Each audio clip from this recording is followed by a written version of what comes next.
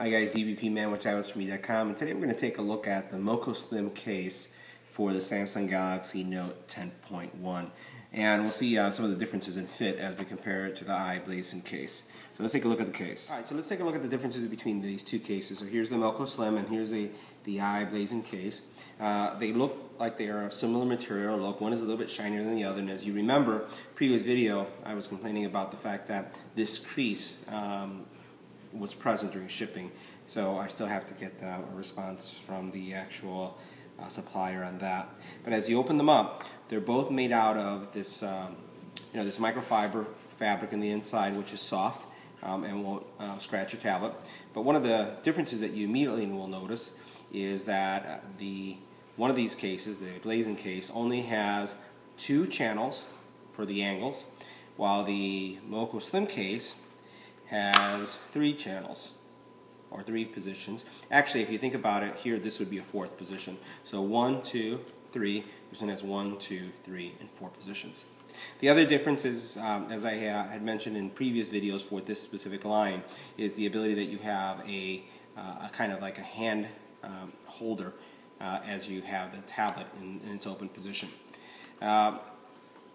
The other aspects, if you look at these cases, are both slim profile. They both have cutouts for the actual camera and the flash.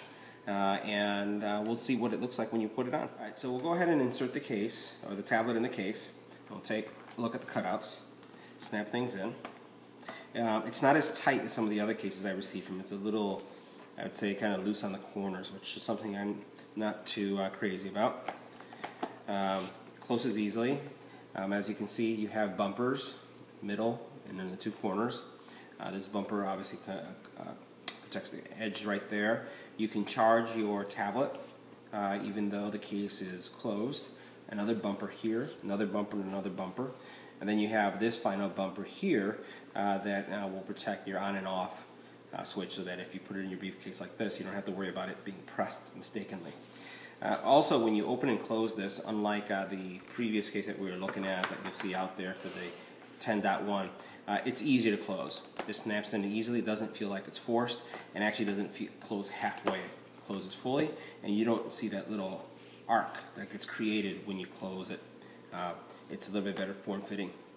On the back, you'll see that while it's tighter, and it does cover a little bit of the corner of the, I would say, where the camera lens is, it does not in any way cover the actual view or what's the capture area of the camera.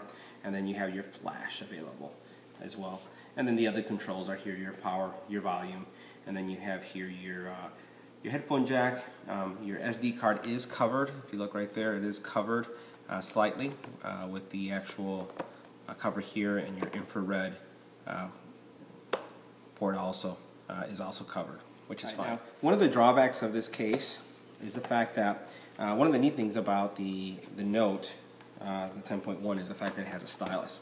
Well, unlike this case that we were looking at earlier, the actual stylus in this case, the case has to be removed in order to be able for you to be able to get it out. So you won't be able to slide it out unless you do this, and then that's where the stylus comes out. Now, how big of a deal breaker is that? Well, it really depends. I've lost styluses in the past, so I don't mind having to do that, having just to zip it out like that to get out the stylus. Really, with the case closed, pulling out the stylus, I have no need to do that. But if that's a deal breaker for you, then this wouldn't be the case for you. The other thing that I would say is kind of a slight drawback on the case is the channels themselves. As you rest the tablet, in the past you've seen me shake and the tablet stays in its place. When you shake it on this one, because the channels aren't deep enough, they kind of slide out easily. And you haven't seen that with some of the other cases. So if you're looking for something that's going to stay firm when you're on a plane or on a road trip, obviously you're going to get frustrated because this just moves. And it happens on every channel. So say it just does it. And you'll see with this one, same thing. If that doesn't bother you, then it's a good case. So that's 1st position, 2nd position, 3rd, and then you have your 4th position if you're going to be typing.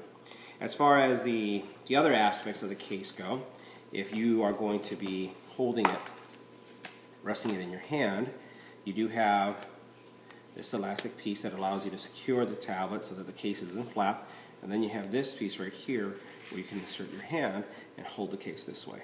So really makes it easier, secure it so that you make sure that you don't let the case go, especially if you're taking notes or you're, let's say, in a lecture hall or you're doing some notes on business. You have the ability to keep the tablet held, and it really gives you the ability to hold it. It won't fall out. You can hold it this way. It doesn't slide out. But again, one of the drawbacks I find about the case is the fact that these corners just pop out too easily. I really can't keep them in, even with my hand in there. And I have other cases from this specific manufacturer that isn't a problem. So it could be a design defect with this specific line. So that's a comparison of the Moko Slim case for the 10.1, the Galaxy Note.